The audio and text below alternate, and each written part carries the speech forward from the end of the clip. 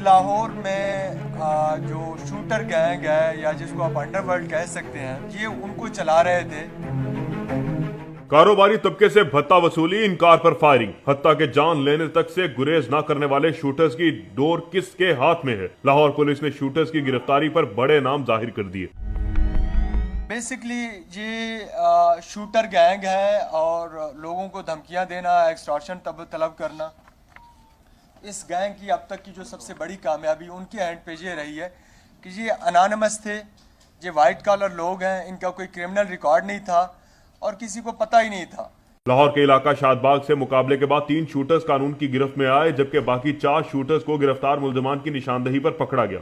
ये 7 मेंबर्स हैं जो हमने अरेस्ट किए हैं और बाकी with the passage of time जब इनकी इन्वेस्टिगेशन होंगी, जो तमाम चीज़ें सामने आएंगी उनको हम लेके आएंगे। पुलिस हुकाम के मुताबिक मुल्जिमान ने कुछ अर्सा पहले फैसल नामी नौजवान को सब्जाजार में रेकी के बाद कत्ल किया। गिरफ्तार मुल्जिमान का कोई साबका रिकॉर्ड नहीं मिला, ताहम उन्होंने 70 से ज्यादा वारदातों का इंकशाफ दौरान तफ्तीश किया, जिन्हें अब रिकॉर्ड का हिस्सा बनाया जाए।